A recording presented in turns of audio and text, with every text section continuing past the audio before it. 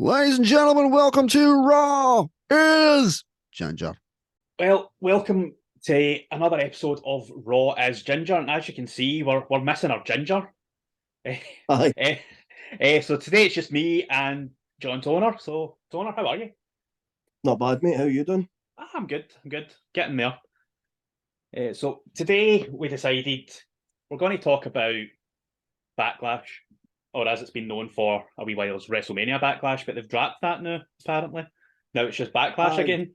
It seemed to fall. I think it's whatever mood kind of takes them. Aye. I think they seem to put the WrestleMania in front of it when there's a few WrestleMania rematches Yeah, I getting think done. so. And when there's not, we seem to kind of drop that. It seems to be.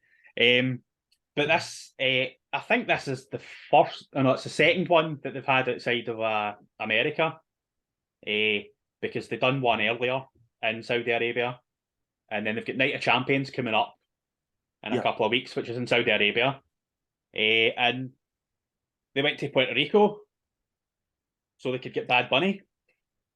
Which, to be fair, I mean, the talent and all that have cried out for Backlash to be out there every year. Yeah. They loved it, and the crowd were very into it. They were I've very noticed. animated crowd.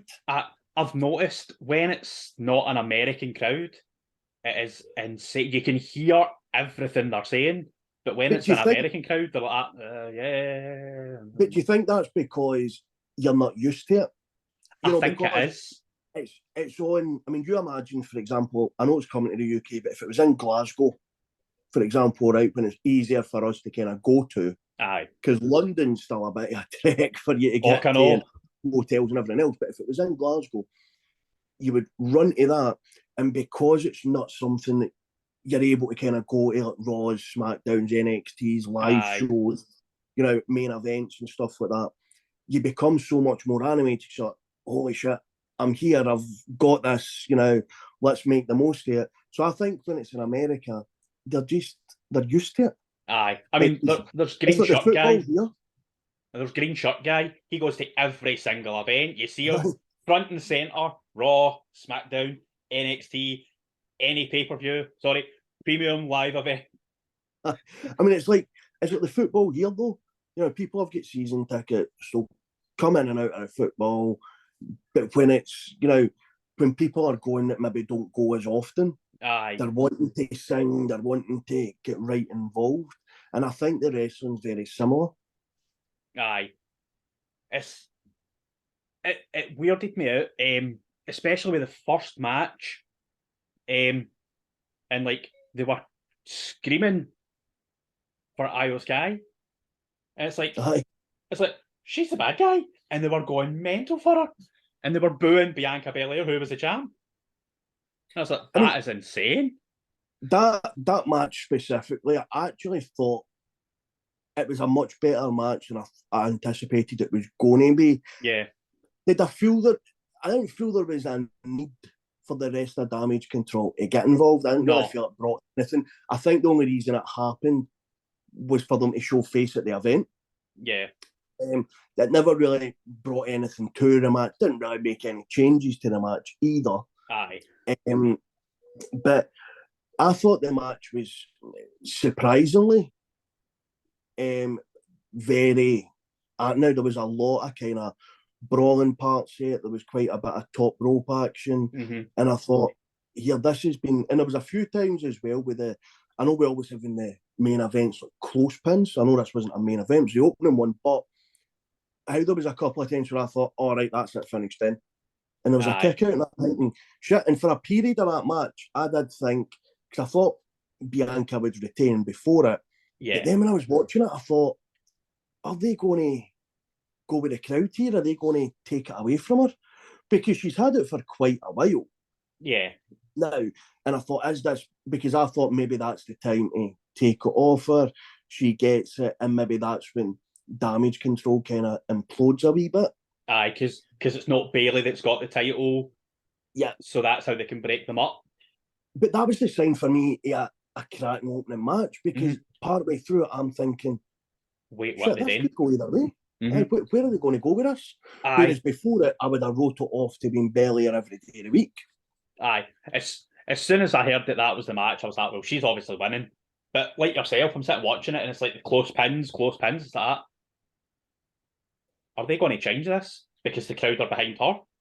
Because it's not the first time they've done that. They have done that fairly recently. When it was Bobby Lashley that had the US title, and Austin Theory, and they two were like changing the title now and again, but then the crowd were getting behind Austin Theory, and they're like, he's went and completely changed his character up, and people are behind this now because the whole thing with the selfies and the videos and that wasn't getting air.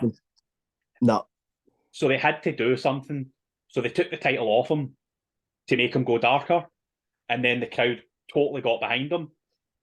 And then they're like, because Bobby Lashley was supposed to be winning that match, and then they're like, no, get to him. And then they told them while in the ring, the referee told them, and Bobby Lashley's like, is that what we're doing? Aye, right, okay.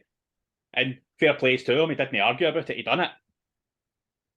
Because I've heard that. I mean, not really much argument you can do in the middle, to be fair.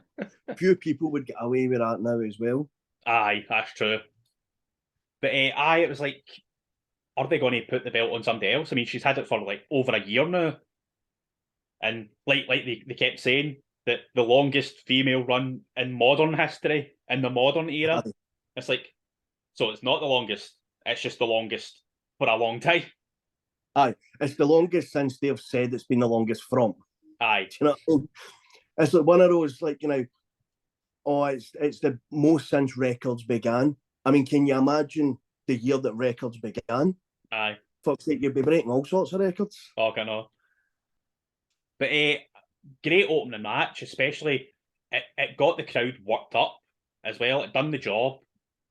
And there's few, and I'm just going to be honest here, right? And I'm not saying there's a lot of, like, you know, female matches that I've got right behind, I've got right into, but there's few that I've kind of, when they've opened, I've got me as in tuned as this match did. Yeah. You know, this got me right in tuned, and it actually kind of, for me as well, watching it at home, it kind of set me up for like, right, okay, let's see what's next, because if this is how we're opening, I'm all in. Mm-hmm. Because my kind of, I kind of say to you off here, you know, when you look at the card on it, and I looked at some of the guys that were on it, I thought, this can go one of two ways. And it shocked me as to how good an event it became. Yeah, aye. I mean, if you put it on par with WrestleMania, this was by far much better. I felt so, because, and I think, you know, and without kind of deviating too much, I think that you feel with WrestleMania, sometimes it's more of the spectacle, more of the showcase, more of the, you know, we're going to have big entrances, we're going to have live bands, live singers, and that much gets put into that now. We're going to have like Snoop Dogg making random appearances, we're going to have this and that you kind of pull away from the actual wrestling. Aye. And from what's going into that, and sometimes it feels like, right, okay, there's two guys that are doing well now, or getting crowd back, and let's fling them into a match, stuff it, 5-minute match is fine, just so that we've got their names on the WrestleMania card, whereas you felt with this, it was a lot more worked properly in relation to matches and storylines for quite a bit of it as well. Yeah. You felt that it was kind of getting worked well, because this sort of, I gave you, with this match specifically, you seen, she didn't look buzzing when Damage Control came out. Aye. You know, she didn't. Now, there was that where it's kind of simmering, because you're thinking she didn't look happy. Mm-hmm. And you get that kind of feeling from it, like, is she going to blame them for this? Is that going to be...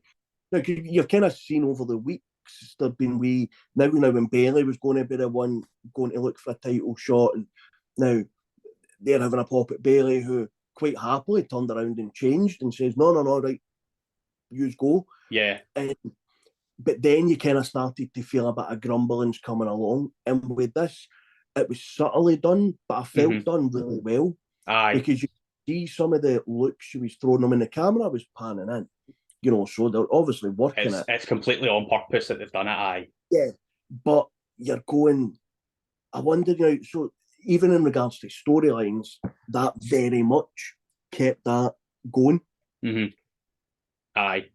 This video is brought to you in association with Dubby Energy Blend. Use the coupon code GingerMediaLimited to get 10% off your next purchase. Link in the description. So we'll move on to the second match, which completely came out of nowhere, story-wise. Seth Rollins versus Omos. You know, it was a flung together match, but it's a matchup that I've wanted to see because I feel like Omos is getting a good push, and see for the size of him, the guy can move. Oh, aye. He's not one of the, stuck in the mud giants. Big guys, He's aye. got a bit of athleticism, he's got a bit of movement about him. Rollins for me is a fantastic worker, fantastic. Oh God, aye. But he can also, when it's needed, carry a match. But, the one thing that always gets Rollins is the character that he's playing just now, with the erratic dress style and everything else. But it just, at the beginning I wasn't a fan, but see, the more and more I watch him, I'm buying into it. Aye. I'm buying into his character. And, he's got the crowd from the music hits. The crowd, even when the music goes off, are still doing it, aye. He's got them in the palm of his hand. And you know what? I think now, and as we call it, modern day, he's very much one of the few that knows how to work that crowd. Aye. And I think he's fantastic at doing that. It did definitely come out of the blue, but it was one of them, when you seen it come out of the blue and you thought, I'm in. It wasn't one of them matches out of the blue and you're going, what are they doing? It was, all right, I'm in this. Let's see where this goes, because that's very interesting matchup. But again, you're right, came from left field. Aye. That was a shock that they put that together as quickly. And I think what it was they'd shown the thing, and then that's when he found out about the match, and then he's like, all right, well, let's get this done then, I suppose.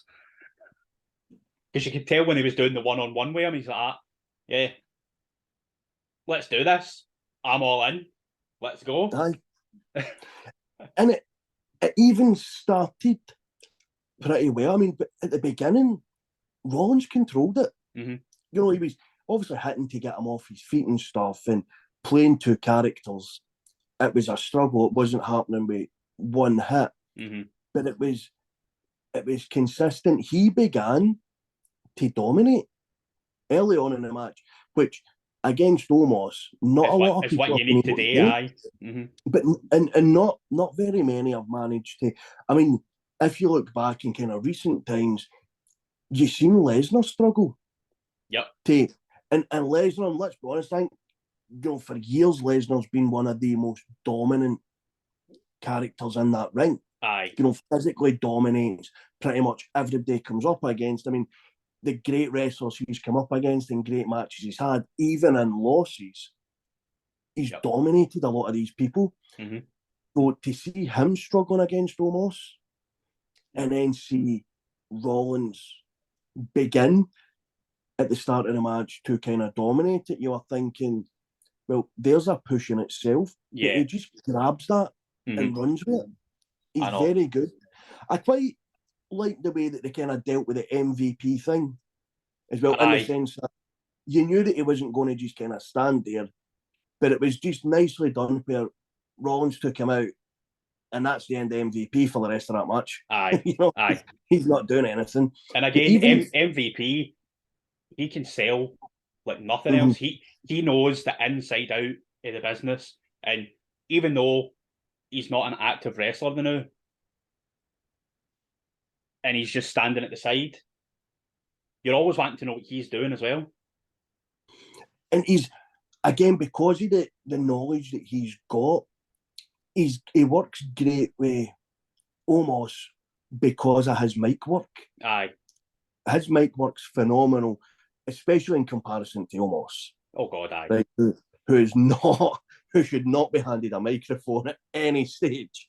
Right? But they just seem to work together. It just seems to, it's one of the few kind of pairings that they make that it just seems to go well, because there's many that have been over the years, there's many that are happening now, and you look and you go, really? Aye. This just seems to work. Like, I wouldn't want to see Omos with anybody else. No. I wouldn't want to see him paired with anyone else at all. The only person I want to see him with is MVP. Aye. I mean, you could even say, I mean, you could get somebody like Paul Heyman in for him. The pairing wouldn't work as well. No. As much as Paul Heyman can take anybody and make them like the biggest star ever, I don't think that would work as well as what MVP's doing with him. And I don't, and I agree with you on that. And I'll give you the example of why I agree with you as well. Cesaro. There we go. They had Cesaro, physically, technique-wise, in-ring ability, had everything there. They tried to do the Heyman thing. And it didn't work. Not even Heyman could elevate him, mm-hmm. because there's got to be, for me as well, there's got to be that kind of, they didn't go well. It felt very mismatched. Yeah. It felt very forced and in your face. I think when he goes by like the likes of, his three kind of bests in recent years, in my opinion, CM Punk, Lesnar, and Reigns. Aye. And definitely. And I think when you look at it, CM Punk could deal with the mic himself, had this kind of aura about him when he spoke, and he bounced off that very well. Aye. Lesnar was a physical guy, would dominate many guys in the ring, and he was able to do the speaking for him, and it worked. Especially because in Brock's early days, his mic work was not there. Oh, 100%. Even now, it's better, but I think the only reason it's good now is because he's just being himself. But he's at the stage where he doesn't care. He's got to that stage, though. He doesn't need to push himself. He doesn't need to elevate himself. He's already in a cross kind of combat sport. I mean, look at him in UFC. Look at him as an amateur kind of wrestler as well. Look at him now, in the WWE. Look at what he's done throughout it. So that guy's got nothing to prove. So he can quite happily go out, grab a mic, be himself, and you know what? Take him or leave him. It's not going to make any difference, because the work he's done up until now proves what the guy can do. I know. But I knew that Seth was going to win. I knew they weren't going to give the win to Omos. But like Omos's match with Brock, you knew Brock was going to win. But it done the job. It got him this push. He took these people to the limits. These two are like up here. He's down here now. And he's pushed them to their limits. Yeah. He's up here now. And I liked how the finish went as well. That I felt was because it was a clean finish. Aye. Which I really liked, because obviously they're doing this push with Seth now, but it was nice how the clean finish worked and how it happened. There was no interference, there was no dodginess, which Seth's been known for some of his matches to be like that in the past. Aye. It was a nice, slick, clean finish, but it done what they needed it to do. I found it to be a fairly entertaining match. Mm-hmm. Be honest and say, was it as good as the opening? Probably not. No. But you never want that to be the case. Now, you want your opening match to be up here and your closing match to be up here, and everything in between, are going to be up and down. Aye. This wasn't like that, and as you say, I was the same. You kind of knew Seth was going to win it. I just wondered, how are they going to put the win on him? How's this going to finish? Aye. I thought they were maybe going to do like a disqualification. The ref was going to catch MVP hitting Seth, and I was like, it's the only way that I thought that they could legitimately finish it without it being completely clean and Seth gets it. I was like, so how are they going to do it? But no, I was surprised by the way they finished it, but I'm glad that it did go that way, because then these two are getting a clear push to something. The stomp off the ropes actually looks a lot better than the stomp that he generally does as well. I know. So I quite like that I would actually like to see that as more. Potentially a finish, more often from him, because I really liked the kind of execution of that. I thought it kind of looked a lot better, and I'm a fan of the stomp. For a lot of finish moves, I'm a fan of it, but I then really liked it when that was how he finished it. Aye. And you couldn't actually see Omas's hand stopping his heat for actually banging off. It was... No, he stopped it brilliant. Aye. Because like whenever you see it, you see the hand go. Couldn't see his there. It's like... And I think he was one of the best sellers of that. Oh, that God, I've seen aye. in a long time. Which is credit to him because, again, for a big guy, he can move and he can sell. Aye. I mean, that's like Braun Strowman, the new. I mean, when he started, he wasn't the muscliest guy in the world, but he could still move. But see now that he's lost the weight and it's just pure muscle, and you see him doing the spin round the ring, he's like 3 times faster than what he was when he was doing it.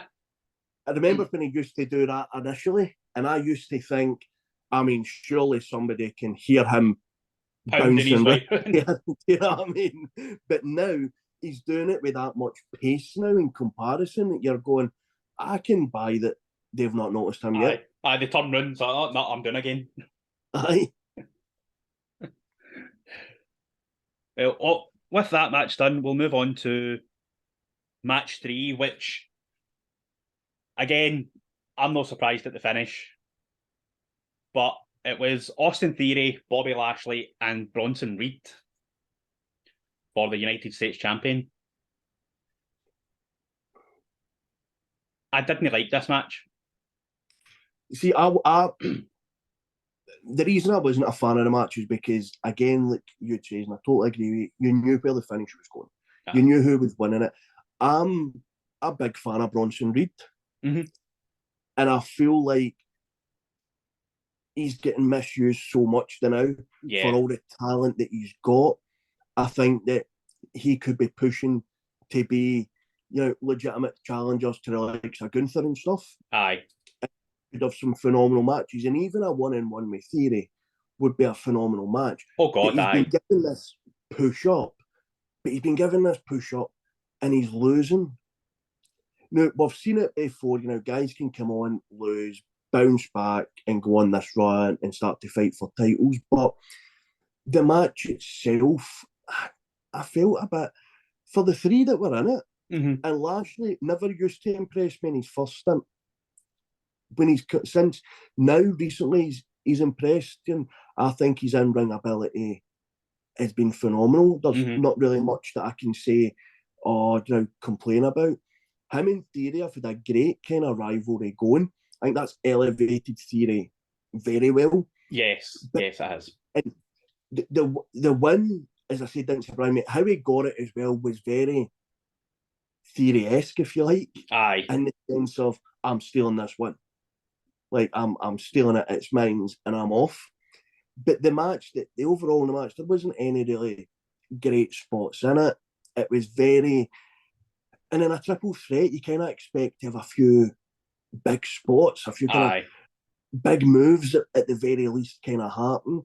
There seemed to be a lot of Reed and Lashley trying to outmuscle one another. Yeah. Which is fair enough. And then every so often, Theory's jumping in.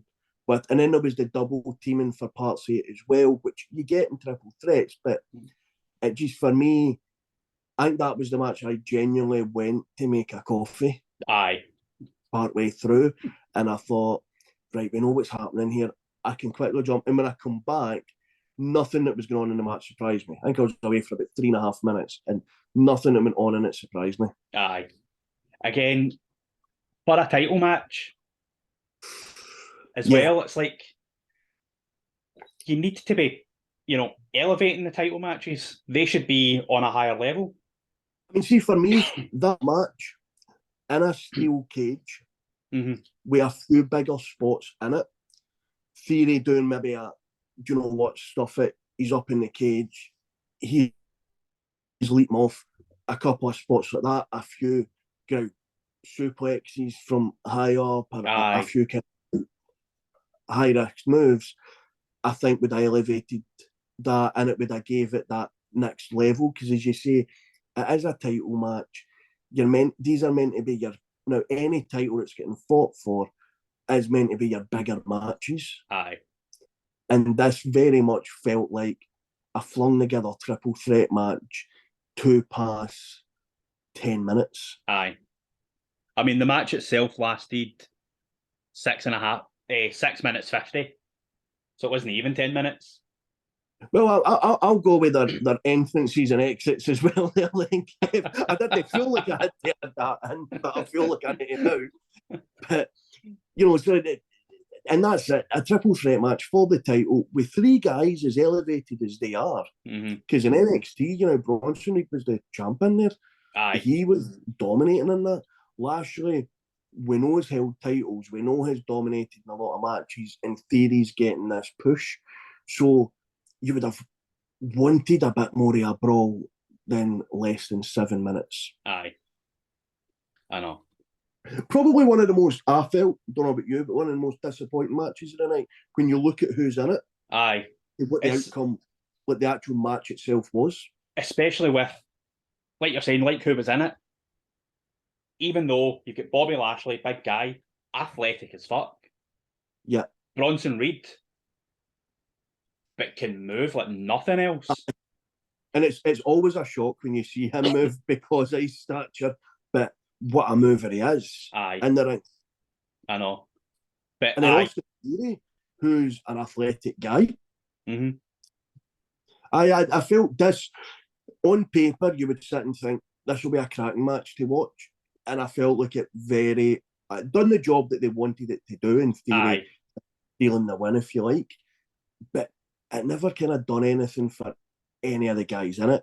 It's another win against 2 strong guys for Austin Theory. But other than that, it didn't push, I felt, anybody in it. No, it didn't. But on that note, we'll move on to the next match, which again was another title match, was the SmackDown Women's Championship, held by someone on Raw. I know. So it was Rhea Ripley against Zelina Vega, whose family are from Puerto Rico, and she had the big Puerto Rico flag costume, which was quite impressive, actually. I was like, that's good. It was quite smart how they'd done that. I will give them that. It was quite smart. I mean, and I know you're going to 100% agree here. Did the result shock you? No. Not by a long shot. I knew it was going to happen. I knew it was coming. And this match was only 20 seconds longer than the last match. 7 minutes and 10. And yet I felt it was a more impressive match. Because it was, I mean, they had Ripley in the ropes at times. Obviously, this was pandering to the crowd, and I get that. Aye. But, I mean, there was no point in this match, though, compared to the opening, where I thought, she's losing this. Aye. Yeah, there was no point where I thought that was going to happen. But I felt they gave her a kind of good showing. Like, she gave the crowd a very good show. But, I mean, Ripley done what she's been doing for a while now. And her strength, her physical strength in that, and even in that match, as many others, is very highlighted in it. It seems to be there's always at least one spot in every match that she's been in where her physical strength to overpower. I mean, they've done it against Charlotte. They've done it previous to that, and they've done it now. It's where her physical strength is really shown. And she reminds me, better worker, but she reminds me of China. Aye. I mean, you can tell that that's how they're trying to push her, especially when they've put her with Dominic, and he's her Eddie Guerrero, and she's his China. Oh, you froze. You froze. Can you still hear me? There we go. I can hear you now, mate. You're back now. I got up to, especially when they've put her away, and then the anticipation freeze there was fantastic, mate. So well worked. I was actually still talking. So I was saying, when they've put her with Dominic, who's like Eddie Guerrero in China, when they put them together, that just worked. And it's like they're trying to do the same thing. And even though it's similar characters, because they've got Dominic basically being an Eddie Guerrero clone. That's what they're telling him to do. And it's like Eddie Guerrero from Wish. Aye. But it's working, the dynamic with them. Yes. I'm actually enjoying the work that that whole thing that's going on is happening. It's like, this is fun. Mate, and it is. And you know something? If you were to sit and explain that relationship to somebody that doesn't know nor watch wrestling, right? It is the weirdest thing you're going to talk about. Right? They're going to look at you like you've got two heads. I know. But being wrestling fans as we are, watching it for all the years that we have done, this works. This is, and it is entertaining. And it's, see, for me, it's a bit of a breath of fresh air compared to a lot of the stuff that we've had over the years and over recent years as well, with this kind of, you know, the Attitude Era kind of ending, and then, you know, the kind of PG era coming in and different things. This is a breath of fresh air. I think at times it's risky in the way that they're highlighting certain aspects of it. Yep. But it works. And I'm honestly such a big fan of Ripley. Aye. And I never thought I was going to be.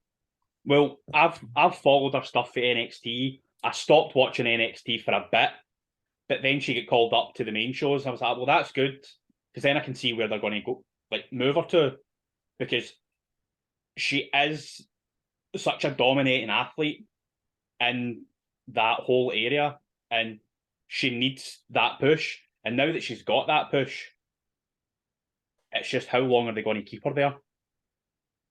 And I'm hoping, see, when you look at the likes of Bianca and everything else, I'm hoping that it's going to be for a while.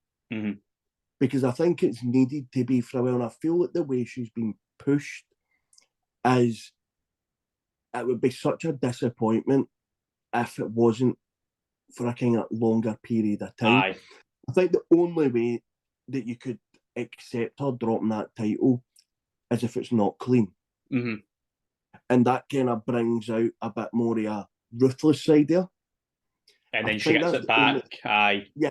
And I think that's the only way that her dropping it this year is going to work. Because if she drops it before the end of this year, you've got to look at the likes of Charlotte and the likes of Bianca and stuff, and how long they've held the titles for. Aye. And for me, in-ring ability up until now, she's very much their level, if not going to exceed that. Aye. So to have her drop it this year, I think, would be a massive push down on the work that they've done up until now. Aye.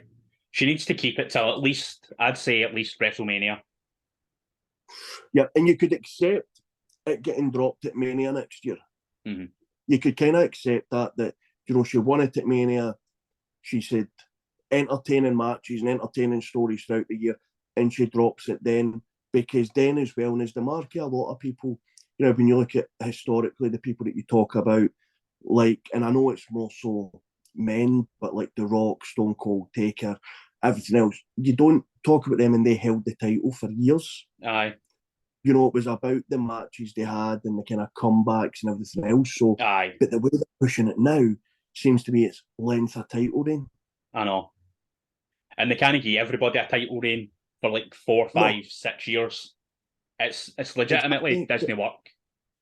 And it becomes stale. Aye. So from that match, we move on to Bad Bunny and Damian Priest in the street fight. Did this match surprise you? It did. I was expecting to watch this and be like, no, I know Bad Bunny can move. Oh God, aye. We know, but I was just a wee bit like, no. I mean, before this, I was not into it. I was not a fan of this match. On paper, I'm sitting, and if we spoke last week about, before Backlash, if we spoke about it, I would have been sitting saying, joke, farce, absolute farce. But then I watched it, and everything about the match had me entertained. The back and forths, because at one point I'm genuinely sitting there like, who's the wrestler and who's the singer? Aye. And it's not as if Bad Bunny was in against somebody that can't wrestle. Exactly. I mean, Damien Priest, like 3, 4, even 5 years ago, his in-ring ability wasn't the best, but he'd started training, and again lost a lot of his bulk, and he's muscled up a bit more, and his in-ring ability has got so much better since he's been paired in with Finn Balor, who's helped train him up a bit more. And you can tell that Finn's been training him because it just over this past year, his in-ring ability has got so much better. And I'm enjoying his matches a lot more than I was like a year or 2 years ago. And to add to everything, and I loved it, Carlito. I was never a fan of his to start with. When he was in it, I wasn't. When he first came out, and even when he kind of was kicking about it, I wasn't a fan. I really get the character, I really like it. But see, when he came out, I thought, look at the size of him. Aye. This guy's still got a run in him. And this guy legitimately looks like he could wipe out the majority of that roster. Aye. And it's became the quickest, most viewed clip. Mm-hmm. And the one next to it was Savio Vega coming out. Aye. And beating up Finn Balor. It's like, oh, love it. I mean, it didn't do a lot for Judgment Day. No. It didn't do a lot for them whatsoever, but it had that kind of crowd fun factor because, you know, it's all homegrown guys that are doing this and they all loved it. And I loved it as well. And I hate to say it because I don't normally get right up in all this, like, right, and I was loving it. Aye. Because I'm a big Judgment Day fan and the work they've been doing. Oh, God, aye. But with this, I accepted that they get kind of run away with their tails between their legs and they get kind of beat up a bit here because the crowd were that animated, you just became on their side. Aye. And that, because, like you said, they weren't going to give Bad Bunny the lose. They had to give him the win for that. Even though they're both Puerto Rican, Damien Priest and Bad Bunny, they were pals when they were younger. Did you see there was a banner and I thought it was up when it says, if Bad Bunny loses, we riot. And I thought, well, if that doesn't answer your question, what's going on? Oh, I know. I saw that and I was like, aye, he's winning. But there was no chance. But the match itself, I was pleasantly surprised that I enjoyed it because same with you, it's like on paper, it's like, I don't want to watch Bad Bunny fighting. I mean, I don't even know who he is. I mean, I couldn't tell who he is, couldn't tell you any songs. Yeah, I'm glad somebody else is on that. Never heard of him before he showed up at the wrestling. I was like, right, he's a musician. Don't care. That's how I discovered who a lot of musicians are. But no, it was especially for a street fight, and it's essentially just somebody who doesn't know how to wrestle going in to get battered. That's what you were expecting to see. But then it's like, this was actually a wrestling match, despite all the hardcore bits. But his ability to take moves and sell moves, and also take, kendo stick chops and everything else. I mean, for a guy to come in and have the ability to do that and not look out of place doing it was a massive breath of fresh air. Aye. Because I thought, do you know what? If you were in this every week, I actually don't think I would have a complaint. No. If he wanted to sing some of his songs, I probably would. But probably if he was wrestling, I don't think I would have a complaint. But even in this match when they came out, I mean, don't get me wrong, right? Vega coming out and being so that was obviously pandering to the crowd, right? We get that. Aye. In reality, it should never have been the case. But him coming out and doing that, you're thinking, right, okay, I accepted it. Although on paper it really shouldn't have happened. Aye. You accept it because you're caught up in that moment and the crowd becomes so animated. Yeah. Well, we'll move on to the second last match, which was the Bloodline, Jimmy and Jay and Solo versus Matt Riddle, Kevin Owens and Sami Zayn. Did it surprise you who won? No. And I think the only surprise I had in this match was that, and we've seen the tension between the Bloodline, right? The only surprise I had is I thought this was going to be the point where there was an attack, there was a hit, there was something there. I thought this was the point, this was the moment. It's been building up to this. That was the only surprise I had, that, yeah, there was a lot of tension, a lot of looks, a lot of kind of mouthing and stuff like that.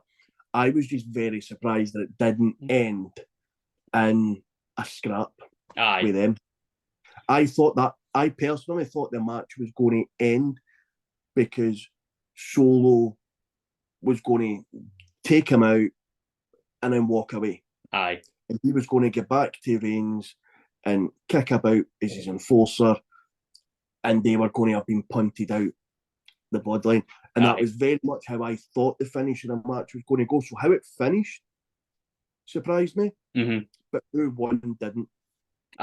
No, as soon as the match was set up, I know that's where they're going, and I knew that it was going to be Matt Riddle that got pinned, because you can't have Kevin Owens and Sami Zayn. Wait, the level they're at now, the fans would have went mental if it was one of them that got pinned. Yeah. So it had to be Matt Riddle coming in to lose. And same with you, I was like, this is going to blow up. Solo's going to kick the shit out of his brothers, basically. And that's what I thought. I thought he was going to get the win, but he was going to kick the shit out of his brothers either just before it to say, I don't need you. This is what I can do on my own, and kick the shit out of Riddle, get the win, and leave his brothers kind of lying at ringside like, what the fuck? So that was the only element of it that surprised me. And maybe this is where I'm not a Riddle fan. I liked his like UFC and MMA stuff, because he's a legitimate fighter, and I enjoyed his matches then, because he is legitimately kicking the shit out of these people and getting the shit kicked out of him, and he can take a hit, but he's just not somebody that can port it over as well. I think there's very few people that can. And even when people relate Lesnar to that, Lesnar didn't. Lesnar was in the wrestling and then he moved over. And yes, okay, granted, there's few people that can do that as well. But to be in an environment like MMA and the UFC and learn that way, to then come over and do this, it's very, very difficult to do, because it's not the brutality. Yeah, it's physical, but in a different sense. It's scripted for much of the parts of it. It's not as if you're training to go in and what happens in the rounds happens, what happens in that octagon happens.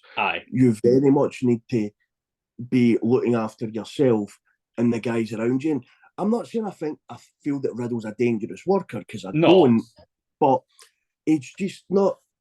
He's always going to be, in my eyes, a mid-carder at best.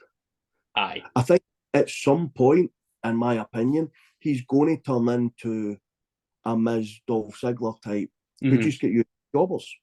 I mean, you think both the Miz and Dolph Ziggler at one time were top of the tree. They were the faces. I don't think, and now they're jobbers ultimately. I think that Riddle's going to not reach the heights and become a jobber. It might not for a few years, but if he kicks about, he's going to be the guy that Snoop Dogg's nailing at WrestleMania. The thing is, though, you could legitimately see somebody like The Miz, or even Dolph, having another run with the title, because the fans could get behind that. Oh, 100%. I think the fans would jump onto that. The annoyance is, I would jump on that straight away. Same. But with Riddle, I don't think they would get behind it. No, I couldn't get behind it for Riddle. And the thing is, I never used to be a big Kevin Owens fan. Mm-hmm. Not because he uses the stunner. Right? I was just never a big fan. Recently, though, with his work against the Bloodline and stuff, I started to take to him a lot more. Mm-hmm. Even before that, like with his work with Stone Cold and stuff, I did thought was very well done. Aye. I thought it was brilliantly written. And I started to kind of get behind him a bit. Now I'm quite behind him. I mean, I've always liked to kind of in-ring work. Mm-hmm. But on this, I think him and Zayn work brilliantly together. Aye. You know, you can see how well they work together. I just felt that, you know, as you say, Riddle was flung in that because they needed somebody to lose. Aye. It didn't, for me, you know, if it was a Randy Orton, for example, I appreciate he's still out, but if it was a Randy Orton, he brings something to that. He brings something to that team. He brings another element. Riddle, for me, doesn't. He doesn't elevate it in any which way. Because if you look at it, and this is how I try to look at, like, these matches, you could see Sammy against Jimmy, mm-hmm. Kevin against Jay, and you could see Sammy and Kev winning individual battles there. Aye. Could you see Riddle against Solo winning that individual battle? No chance. So he's the element that's the weak link. Yep. So he's the one that gets used like that. Whereas if that was a Randy Orton, you could see Randy Orton getting the win. Aye. And on an individual basis, you could see him winning that. Mm-hmm. So therefore, that for me is, and I know it doesn't always work like that, but that's how I kind of judge how is this going to be kind of moving forward. And when you've seen him being the weak link in that, you thought, right, that's ending with him. Aye. Because nobody else there was in the region of getting pinned. There was not one of the other guys you could have pinned. You could have possibly worked it where Jimmy or Jay get pinned, and it just kind of elevated that story. But it would have been more of a surprise to have done it that way. And I don't think I worked the story quite right to have it done this way. I don't think it will be long before it implodes. Possibly now are we going to see it imploding at Night of Champions? I think they've got to do it in a big stage. It has to be. Everything's built up to a big stage, so it's got to be. It can't just be a random SmackDown. Aye. Especially now that the Usos are on Raw and the rest are on SmackDown. Yeah. So it has to implode at some point. Yeah, and you feel like it's got to implode. Because let's be honest, are they going to care? You could see them just turning up to SmackDowns because they're in the Bloodline. Aye. We'll just turn up and we'll just be here for support. I would be very disappointed if it imploded in that way, as opposed to at a main event like that, you know, Night of Champions, something like that. It's where I feel like it's got to implode, and then that kind of builds it. You know, that builds their own kind of stories going into Raw and SmackDown. Aye. This video is brought to you in association with 7 Million Bikes Podcasts, providing a comprehensive step-by-step service as well as accessing a range of affiliate partnerships to provide you with discounts on your podcasting journey. For a free consultation, the link will be in the description of this video. On that note, we'll move on to the big main event, which was Cody Rhodes against Brock Lesnar. Did this surprise you? The win, no. And I think one of the reasons, years ago it would have. Now, Brock, since he's come back, has lost clean that many times that it stops becoming a shock. You know, if you think umpteen years ago, Brock losing was a shock. You know, you didn't expect him to lose him. When he lost, he very rarely lost clean. Now, it's became less of a shock. Yeah. Him losing clean. If you look at the people that have beat him since he's returned, now you're looking at your Goldbergs, your Reigns, I think Cena's in amongst that. Aye.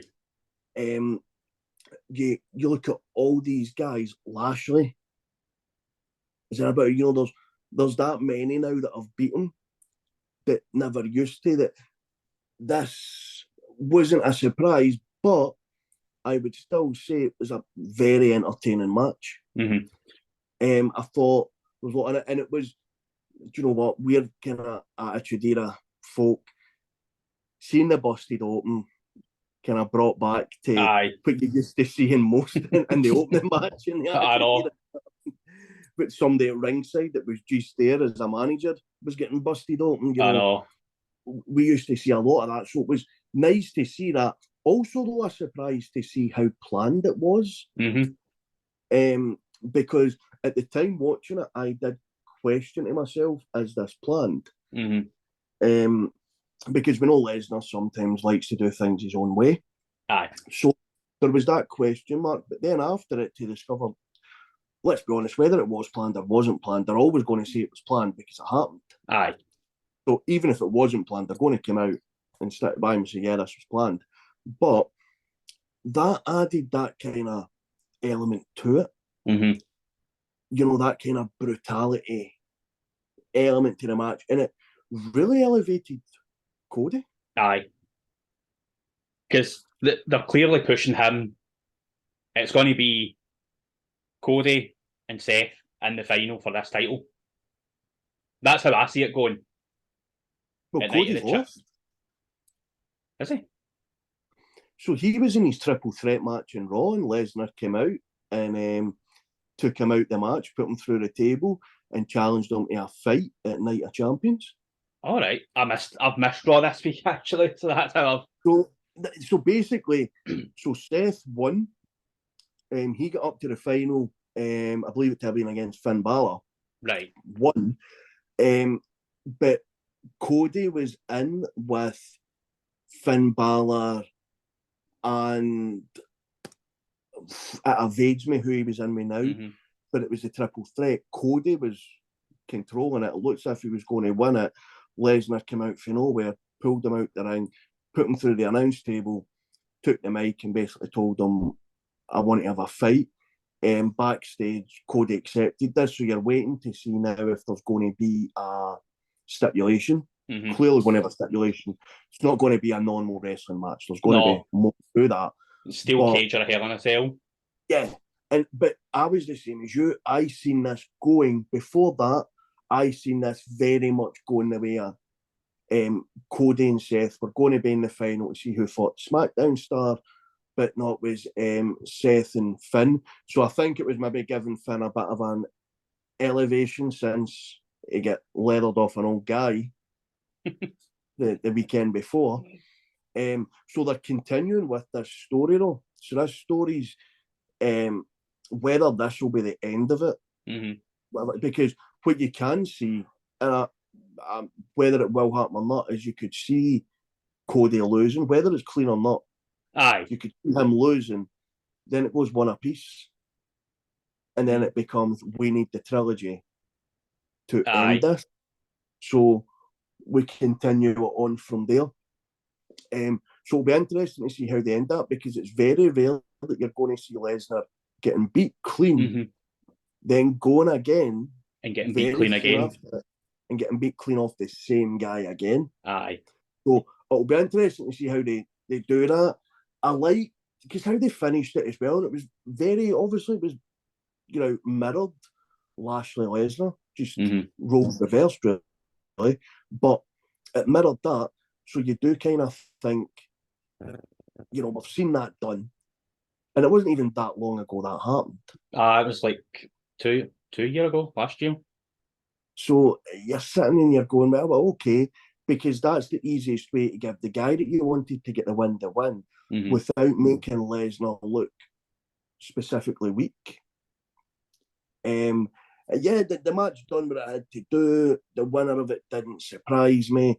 The only thing that surprised me was the Raw afterwards when Lesnar came out. I genuinely didn't see that happening.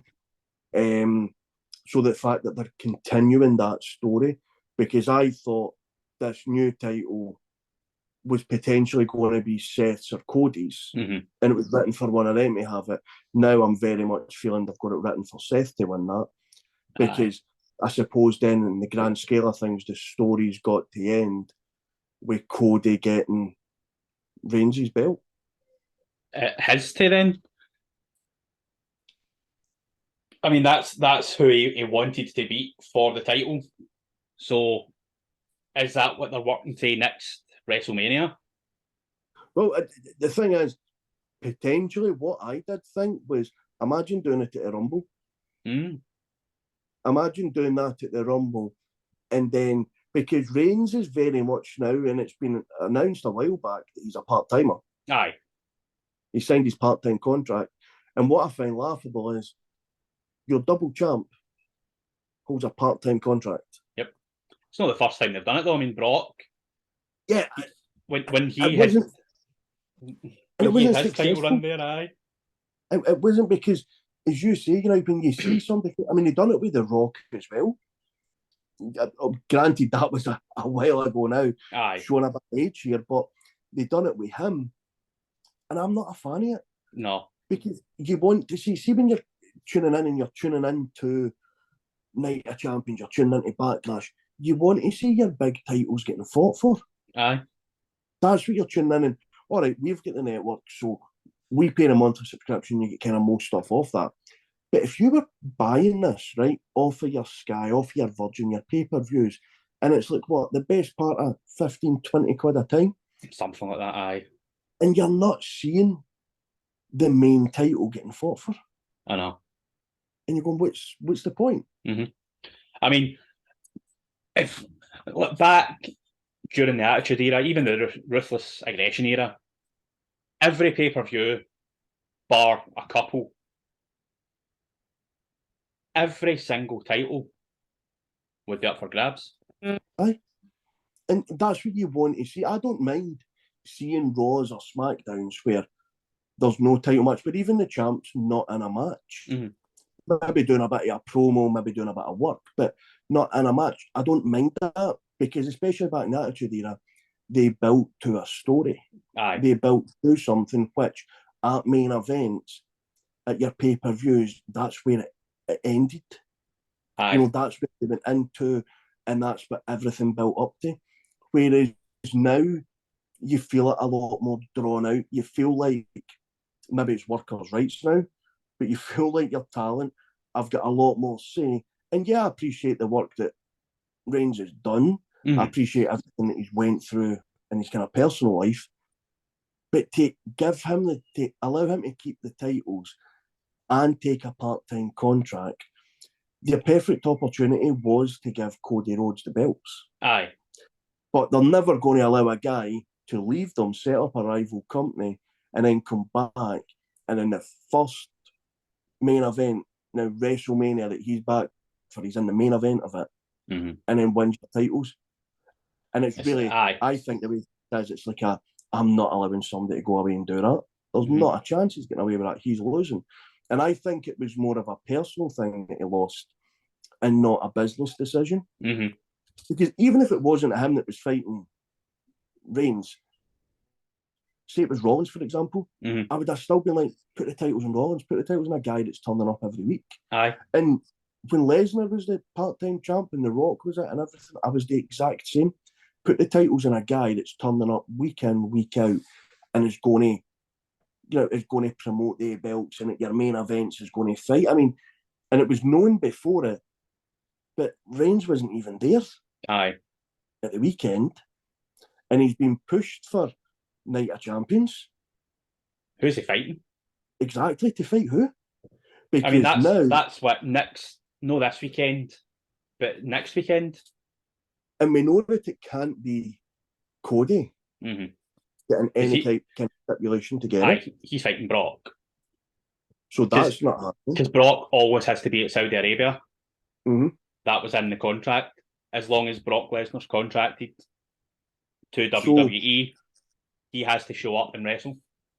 So the only way for me he's going to have a decent match is, I can't think of anybody that's active in the roster that's going to be able to turn around and say, right, okay, that's where this match goes, unless there is a surprise, unless somebody debuts, unless somebody makes a return. For example, and I know they're probably not going to be, but for example, if it was Orton, a Bray Wyatt, now somebody with a bit of stature that could come back and say, I'm gunning for you, that would work. But the guys that are currently in the roster, who's it going to work with? I mean, I think the only person I can see right now is probably AJ Styles. And how disappointing is that going to be? I know. But I love AJ Styles' work. I've followed him for a long, long time. I've followed him since TNA. But he's not going to win that. No. So it's just another notch in the belt. Aye. And I'm not saying that I think he's going to lose it in the Champions, because he's clearly not. It's not a big enough stage. But then it is a Saudi show. So they like to have where something big happens there. So if you brought in a legitimate challenger for him, then, I mean, and again, it's never going to work. But you could imagine him going out and saying he's beat everybody, he's not going to the Saudis. And then somebody makes a comeback, somebody makes their debut, somebody comes back from injury, whatever else, and says, hold on a minute. I mean, and it's never going to happen, would have been the perfect way to get The Rock back. Aye.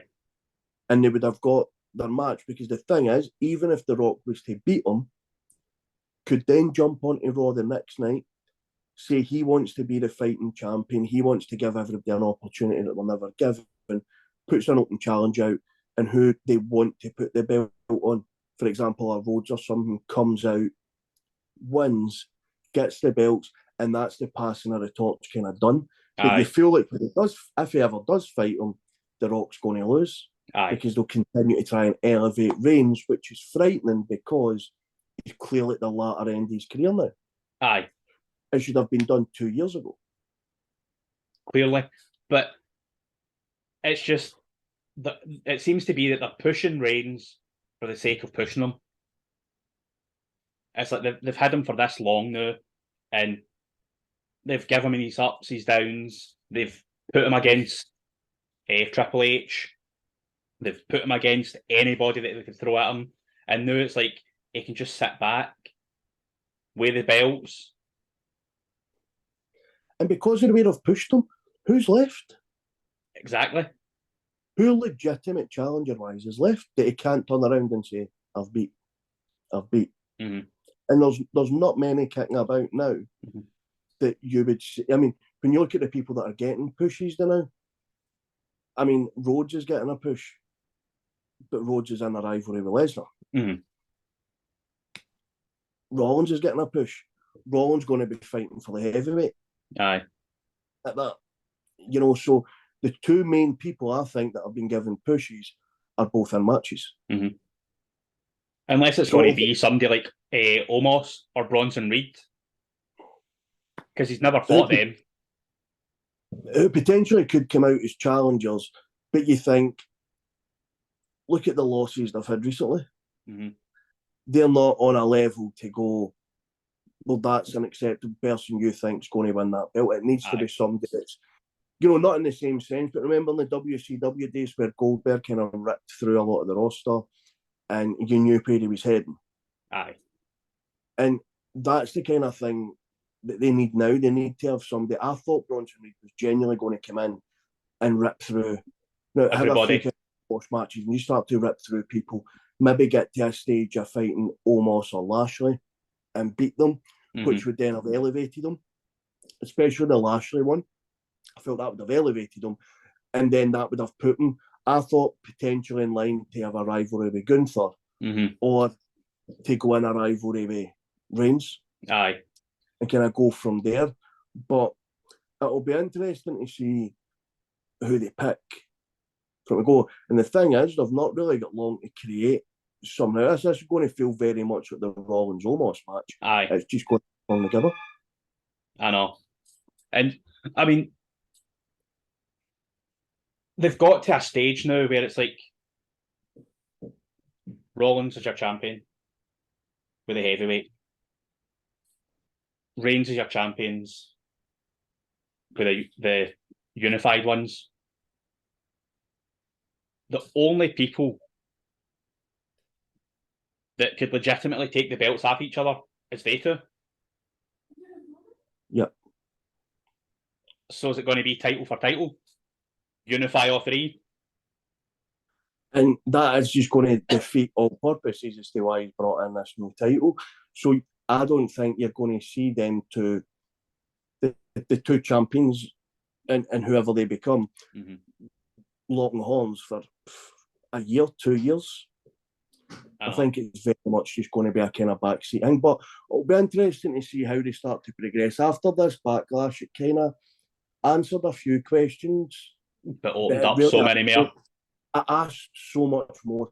So it'll be interesting to see how this all finishes in regards to damage control, where they kind of go in regards to the bloodline, in regards to the Rhodes and Lesnar rivalry. Because if Lesnar was to have won that, the rivalry would have ended. Aye. So they're continuing that. So it'll be interesting to see where it goes for here. I mean, one way I could see it going with Reigns losing the championships is Solo. Again, he recently lost Queen to Rhodes. But that was his first loss. It was his first loss, but since that loss, they've not really pushed him. I know. And I agree with you, because that was how I seen it going. Seen it going like that for ages. Even when he lost to Rhodes and it was his first loss, and I thought that could still potentially be the track to go down. But they've not done anything to elevate him since. I know. And they've never made it look like he's going to turn these back. They've only ever made it look like he's going to turn his back on Usos. Not on Reigns. So if that was going to happen, you're thinking that's going to be what, SummerSlam, maybe beyond. Maybe beyond, aye. Because you could see them building it up over the weeks, them getting a wee bit pissed off with one another, and then it kind of grows and grows from there until eventually that's what happens. But I think it's probably going to be SummerSlam's potentially too early for that. Aye. Because if you break up the bloodline, it would be stupid to have them two going out together. I mean, I think it's more likely that them two fight for the tag titles. They take them as well, and then they just kick him out with all these belts and you never see them. Aye. I know. But there's a lot more to come, a lot more coming up. I mean, we've got the Saudi event coming up in a couple of weeks, so that will hopefully close off a couple of things. Again, it's going to open more doors than it closes, but it should then hopefully you should start to see paths of where things are going. Especially with Roman stuff, because since WrestleMania, he's not had a fight. Yeah. But that's the beauty of the contract. Aye. He's contracted to, 7 or 8 matches? Because it's the part-time one, I think it's 7 or 8 matches in the year. Yeah, and not obliged to turn up at every Raw SmackDown. Aye. He'll just SmackDown now. So he doesn't even need to show up at Raw. And he's not obliged to turn up to all of them. Obviously there'll be written things in as to what ones they want him to do and stuff, the way it was with Lesnar. Aye. The one building up to Mania and stuff, for example, he was there, but he's not. So you could see him off TV for umpteen weeks, not doing anything, not showing face or whatever, and then all randomly appeared, which for me just isn't the sign of who you want the champ to be. Aye. I mean, the way Lesnar does it now, I think's right. He's openly said he's not into he's not into winning titles now. Aye, he's done that. So, he's won them all. So, and he's happy to give back. So what he's doing now is giving back, which I think is the best thing that he's done in a long time. Aye, I mean when he had his run as part-time champ, I didn't enjoy it. No. And I loved Brock Lesnar when he started and his run to becoming the champion, and he just brutalising everybody to just sitting about doing nothing. It's like, you don't want him to be sitting about doing nothing. Because that's your main attraction. Exactly. And I know the argument was for him, when he appeared, they wanted it to be big. Mm-hmm. And doing that wasn't going to happen if he was there every week. But at the same time, as fans, you want to see that guy. Now, you imagine back in the day, Stone Cold The Rock, Taker, doing that. I know. It would have lost a bit of their edge. It would. I mean, you could see it, like, somebody like The Undertaker disappearing for a bit and then coming back. But that was on character, though. But that was, it worked with him, because he would disappear for like 2 or 3 months. Always after a buried alive match or something. Always after that, did they actually bury it? Is he actually? He's beaten in a buried alive match. Going, well, that's him away for 3 months. That's another knee surgery. Aye. But with that character, it worked. Couldn't have somebody like Stone Cold just disappear for 3 months and then come back, unless there was a legitimate reason. And they always said, "Oh, he's out with this injury, he's having that done." And the same with The Rock and Triple H. You couldn't just have them going. But even at that, look at how many times Stone Cold was injured, but they had him doing other stuff. Mm-hmm. You know, and even Kurt Angle, when he was injured, done loads of backstage stuff. Like, but you know, like film all his backstage kind of segments and stuff, because they wanted to keep him on TV. Aye. But now it seems like that element's gone, and they don't have as strong a roster as what they did way back then. Aye. I mean, they've got, what, 6 or 7 people that could legitimately be top guys. Whereas back then, they had like 13 or 14 people that could carry the company. Yeah, and even your mid-carders back then, I mean, could you imagine like Ken Shamrock coming in now in his prime? He'd have run it. Oh, God, aye. He would have absolutely ran it. But unfortunately for him, he came in at such a time when you had your Triple H's, your Shawn Michaels, your Stone Cold Rock, Taker, Kane. Aye. You know, he came in at a time when all these guys were pushing up and they were grabbing, as they say, that brass ring. Mm-hmm. He came in at that time where he was never going to get that, because he just never quite had, mic-wise, what they had. Aye. And that, you know, that work with the crowd, that relationship, he just never quite had that. Mm-hmm. But now I 100% believe if somebody like him was to step in now in his prime, he's run that. Oh, God, aye. Winning. I mean, he's beaten Reigns. And you could legitimately see an ankle lock on Reigns and Reigns taps out. Aye. I could see Ken Shamrock actually coming in right now, because he's still built like a tank. And because he has, again, he was a legitimate cage fighter. As it was starting, he was one of the first people that done it. So WWF, whatever it was at the time, they were like, we need this guy. And they got him in.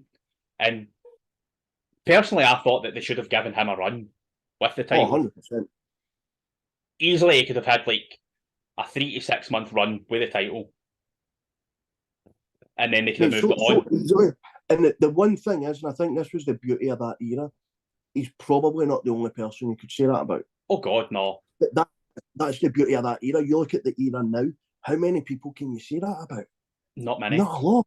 No. And I'll be honest and say, between us, we could probably count it in the one hand. Whereas back then, we'd need both our hands, and probably we'd need to bring back the ginger. Aye. To use his fingers as well. And our feet. Aye, and that's how many they had that could carry a company when people went part-time, and you know, they weren't there week in, week out. Aye. You still had some outstanding stuff going, whereas now you look at it and you go, well, he's not there, so there's not going to be any massive match happening.